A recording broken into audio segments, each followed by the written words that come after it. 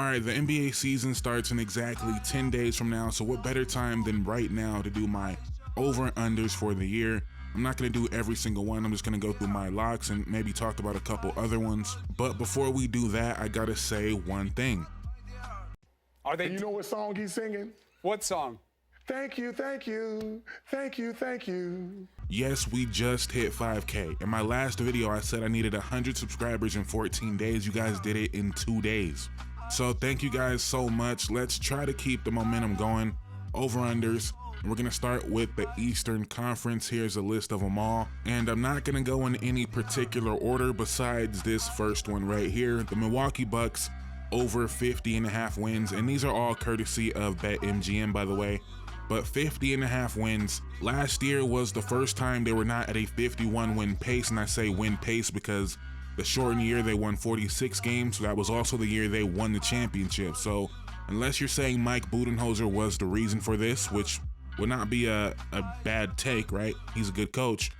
But I believe they're going to get back on track and win at least 51 games. I don't love this team. I'm not a fan of the roster. Brook Lopez might be slowing down.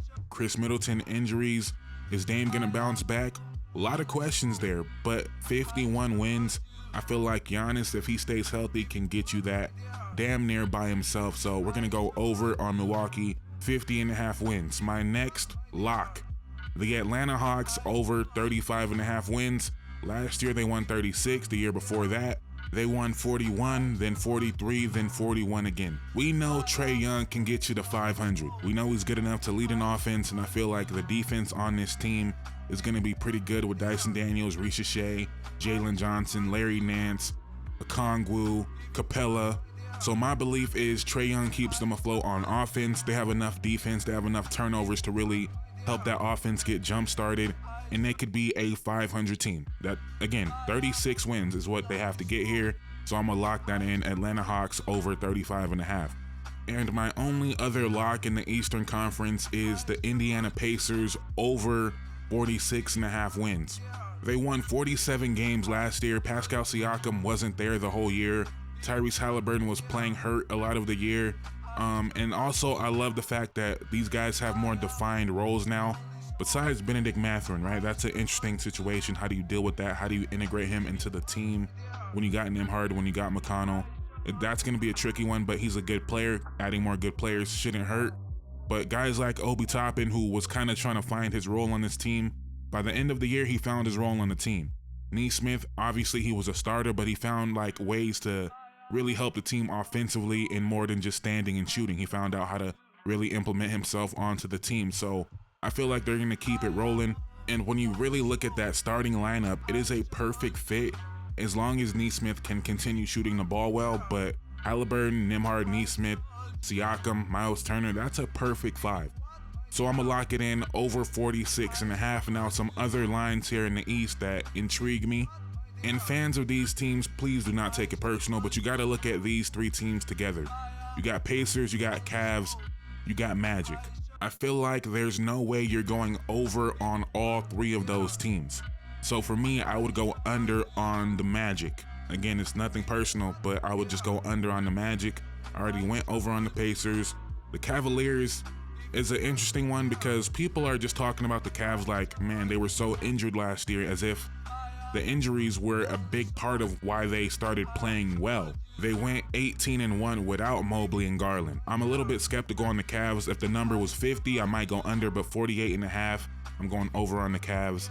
And I'm going under on the Magic. Again, don't take it personal. And you also got to take into consideration that the bottom of the East is going to get better. The Bulls are going to get worse, but Charlotte's going to be better. Detroit's going to be better. Toronto's going to be better.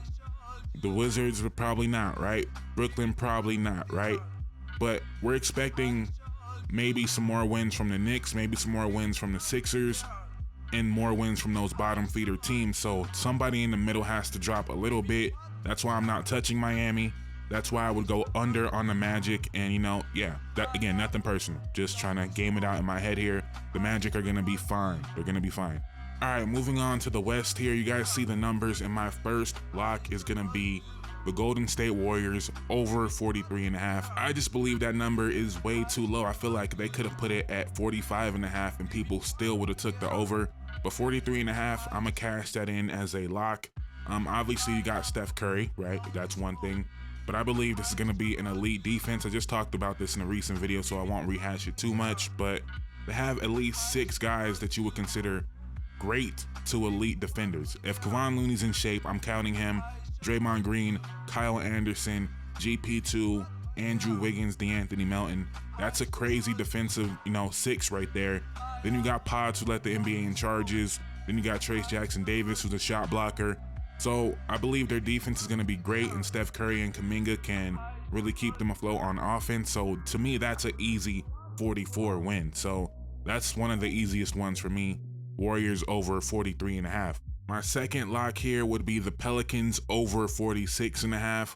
Now I know the Pelicans are not a safe team to ever bet on, but now they have a little bit of insurance, right? If BI misses 20 games, if Zion misses 20 games, they have another all-star caliber player to step in and fill the void in DeJounte Murray.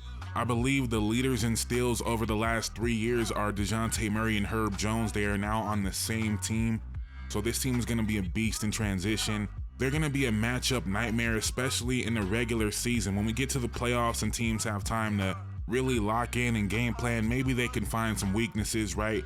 But on a random Tuesday in January, teams are not going to be ready to play a team like the Pelicans because there's no other team in the NBA built like this Pelicans team. So yeah, I have my questions about this team when we get to playoff basketball, but regular season, they're going to be a matchup nightmare. Over 46.5. I'm going to lock that one in, even though it's dangerous because Zion could get hurt, BI could get hurt. They now have DeJounte Murray, Trey Murphy's still here, CJ still here, so they have enough to keep them afloat. Over 46.5. And my last lock in the West kind of came down to Denver or Dallas. And we're going to go with Dallas probably because they have the lower number. But obviously, number one, they have Luka Doncic for sure. That helps, right? They have Luka. Kyrie, I'm not expecting him to have the same type of healthy year he had last year. So he might miss some games. But now they have Klay Thompson. And this is going to surprise you a lot. But I think Klay Thompson's passing is going to do a lot for this team in the regular season. No, Klay's not a good passer. He's not a good passer. But last year, if you watch the Warriors, Klay had quite the chemistry with Trayce Jackson-Davis. He was able to run that pick and roll with Trayce Jackson-Davis a lot last year.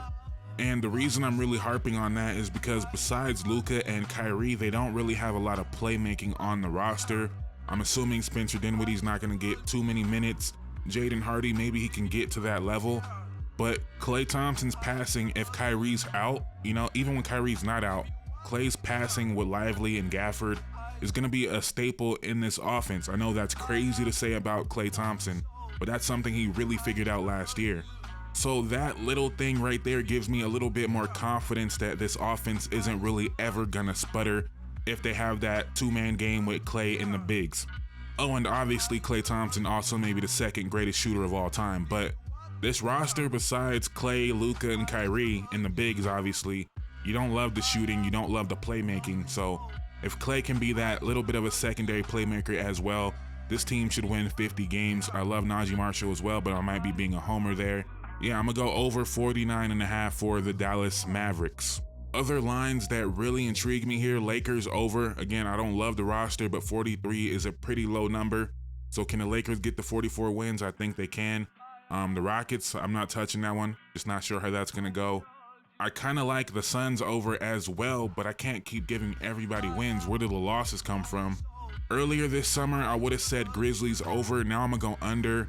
The GG Jackson injury, I feel like that's a big thing. I feel like he's one of those swing pieces that really completes a lot of lineups. Now they don't have him to start the year.